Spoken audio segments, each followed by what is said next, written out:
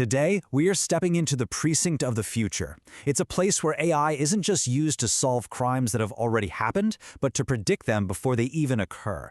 And that raises a huge question. What happens when probable cause becomes probabilistic? Now, that's not a line from some sci-fi movie. It's the central, really unsettling question facing our justice systems right now. We're talking about a world where an algorithm judges your future actions, where probable cause is becoming a game of probabilities. That's right, the whole pre-crime idea is no longer just fiction. It's actually being rolled out in cities all over the world, but it's called predictive policing. These are real systems designed to flag people and places based on their data trails, their digital footprint, to try and forecast crime before it ever happens. Okay, so let's get into it. First, we're going to break down the prediction engine and see how this stuff actually works. Then we'll get into the dirty data problem at its core. After that, we'll explore what it's like to live in this new digital panopticon, look at the legal fight for explainability, and finally, talk about the crucial role of the human override. So let's start at the beginning. How in the world do these systems make their predictions? We're going to get right under the hood of the prediction engine. Turns out it really operates on two distinct fronts. It targets places and it targets people. So on one hand, you've got place-based prediction. Think of systems like Germany's precobs. They chew through historical data to create these hotspot maps that basically tell officers, hey, a burglary is statistically likely to happen on this exact block in the next few hours. But then, on the other, far more controversial hand, is person-based risk assessment. This is where the AI literally creates a person of interest list. It assigns you a risk score based on your past, who your friends are, and even if you've been a victim of a crime yourself. And this, right here, this is a fundamental shift. In this new world, you are not being judged on your character or your intent. You are judged entirely on your data profile. It's just a statistical summary, a bunch of data points that an algorithm crunches to calculate the probability of your future guilt. But here's the million-dollar question. What if the data that's feeding this engine is, well, flawed? This brings us to the single biggest challenge in all of predictive policing, the dirty data problem. It's like the ghost in the machine. It's how these supposedly objective systems learn our very human, very messy biases. You see, the bias isn't some bug in the code. It's a feature of the data itself. Historical bias means the AI is learning from decades of policing data that might reflect systemic prejudice. Then there's feature selection bias, where the AI learns to use proxies, like your zip code, which can easily become stand-ins for race or class. And of course, you have good old confirmation bias, where developers might just accidentally build models that confirm what they already believe to be true. All of this creates this really dangerous self-fulfilling prophecy we call a bias feedback loop. Here's how it works. It starts with historical data from an area that's been over-policed. The AI sees all those arrests and flags it as a high-risk hotspot. So it tells the police to send more officers there. More police naturally leads to more arrests, often for tiny infractions.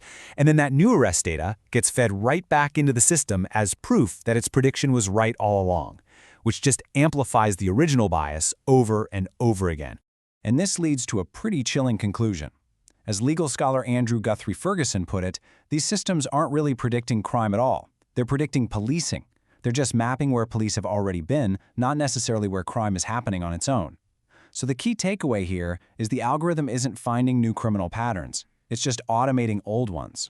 So what does it actually feel like to live in a city that's guided by these algorithms?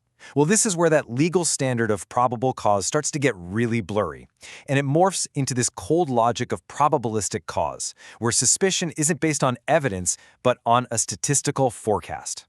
Welcome to what's known as the surveillance mesh. It's basically a modern digital panopticon, a concept from an old prison design where a single guard could watch every inmate without them ever knowing if they were being watched.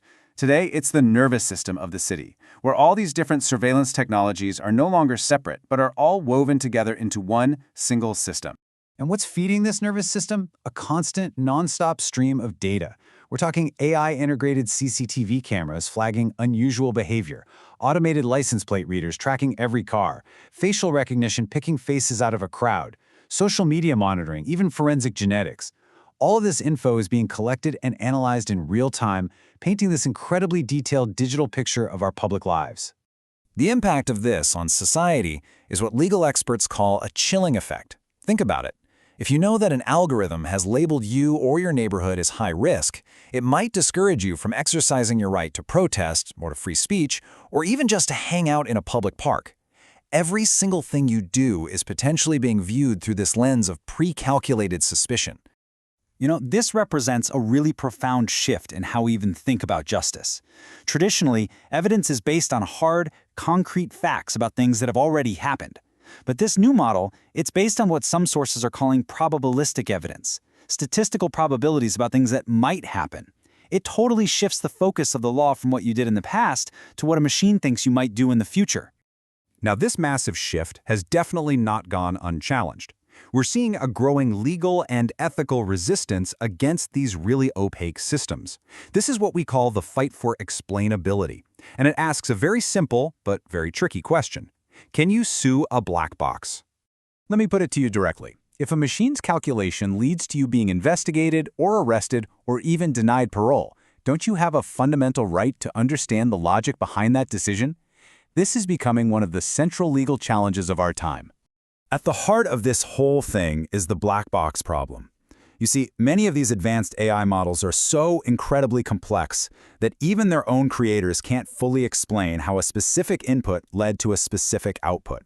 That lack of transparency makes it almost impossible for a defendant to challenge the algorithmic evidence against them, which, really undermines a cornerstone of our entire legal process. And this sets up a huge legal showdown. On one side, you have the private companies that build these tools, and they argue that their algorithms are proprietary trade secrets. If they reveal how they work, it would tank their business. But on the other side, you have civil rights advocates arguing for a right to explainability, basically saying you can't be targeted by a system whose logic can't even be questioned in a court of law. And we are seeing some real-world pushback. Civil rights groups are filing lawsuits against major cities using these tools. There are louder and louder calls for mandatory bias audits to independently test these systems for fairness before they're deployed. And you have landmark regulations, like the EU's AI Act, that are starting to bake in principles like human in the loop, which demands meaningful human oversight and the power to actually override a machine's decision. Which brings us to our conclusion, and probably the most important safeguard we have, the human override. In a world that's being more and more influenced by algorithms, we absolutely have to reaffirm the value of plain old human judgment. As the scholar Olga Koshevaliska writes, artificial intelligence should serve as an instrument of human progress, not as a substitute for human judgment. That right there is the essential principle. The whole point of this technology should be to help us, to enhance our abilities, not to replace our ethical responsibilities.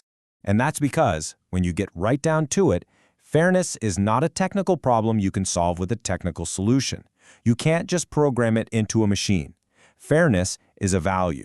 It's a principle that has to be actively, consciously, and continuously pursued by people. So we'll end with a question for you to think about. What's the right balance here? Would you feel safer in a city run by a predictive engine? Is that potential for greater safety worth it? Or is the risk of automating bias and creating a digital panopticon just too high a price to pay? Let us know what you think.